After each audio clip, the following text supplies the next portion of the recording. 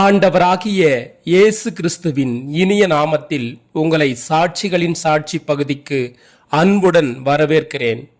ஆண்டவரே, என் உதடுகளை திறந்தருளும், அப்பொழுது என் வாய் உம்முடைய புகழை அறிவிக்கும். சங்கீதம் 51:15.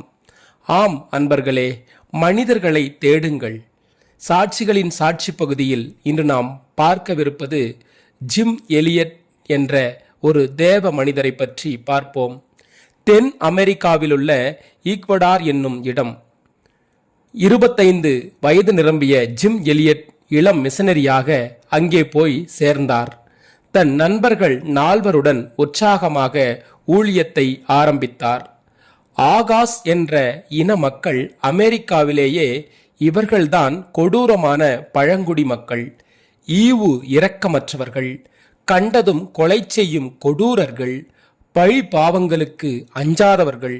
ஜிம் எலியட் துணிச்சலான வீரர், நற்செய்தி அறிவிப்பதில் மிகுந்த நாட்டம் கொண்டவர். அதிலும் கொடூரமான பழங்குடி மக்களுக்கு கிறிஸ்துவின் அன்பை கூறி அம்மக்களை மாற்றம் பெற செய்வதில் அதிக ஆர்வத்துடன் காணப்பட்டார். காலமும் நேரமும் கைகூடியது. ஆகாஸ் இன பெண் ஒருவரின் மூலம் ஆகாஸ் மொழியில் சில வார்த்தைகளை கற்றுக்கொண்டார். அவர்களை பார்த்து பேசுவதற்கும் ஆவல் கொண்டார். 1955 ஆகாஸ் இயக்க குழு ஆரம்பிக்கப்பட்டு ஆகாசின மக்களுக்காக பாரத்தோடும் கண்ணீரோடும் ஜபங்கள் ஏறெடுக்கப்பட்டன. சிறு விமானம் ஒன்று தயாரானது. ஆகாசின காட்டுப்பகுதிக்குள் நுழைந்தனர். பரிசு பொருட்களை அள்ளி அள்ளி வீசினர். காட்டுவாசிகள் ஆவலுடன் அவற்றை அள்ளிச் சென்றனர். மறுநாள் ஆகாசின மக்களோடு நேரில் பேசிவிட ஆவலுடன் சென்றார் ஜிம் எலியட். உடன் 4 சென்றனர். அந்தோ எப்படி சொல்வது, நற்செய்தி அறிவிக்க சென்ற நற்பண்பு மிக்கவர்களை எங்கிருந்தோ வந்த விஷ அம்புகள் தாக்கின. சகோதரர் ஜிம் எலியட் இரத்த சாட்சியாய் அம்மண்ணில் வீழ்ந்தார். அத்துயரச் செய்தி காட்டு தீ போல் எங்கும் நாடெங்கும் பரவியது. 2 ஆண்டுகளுக்குள்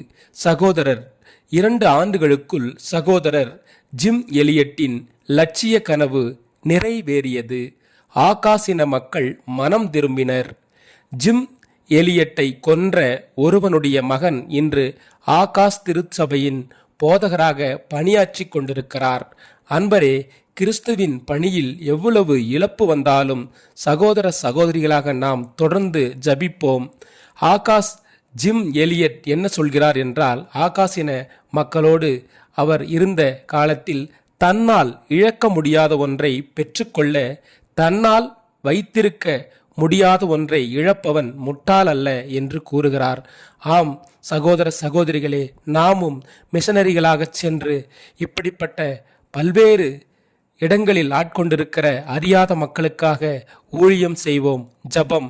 எங்களை அளவில்லாமல் நேசிக்கிற அன்பு தகப்பனே, ஒருவராய் பெரிய அதிசயங்களை செய்கிறவரே, சேரக்கூடாத ஒளியில் வாசமாய் இருக்கிறவரே, அப்பா, இந்த மிஷனரிகளுக்காக நாங்கள் ஜபிக்கிறோம் ஆண்டவரே. உமக்காக உலகம் முழுக்க பரவி இருக்கிற ஒவ்வொரு மிஷனரிமார்களையும் உமது கரத்திலே ஒப்படைக்கிறோம் ஆண்டவரே.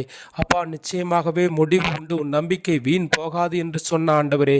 இன்று நாம் சாட்சிகளின் சாட்சி பகுதியில் பார்த்த ஜிம் எலியட்டை போல் அப்பா, உலகம் முழுக்க சுற்றி திரிந்து இரத்த சாட்சியாய் இன்றளவும் இந்த நிமிடம் கூட மரித்து உமக்காக உமது ஊழியத்தை கட்டமைக்கிற ஒவ்வொரு மிஷனரி மார்களையும் நீர் ஆசீர்வதித்து பலப்படுத்தி அப்பா, அவரை அப்பா நீரே பாதுகாத்து கொள்வீராக தகப்பனே.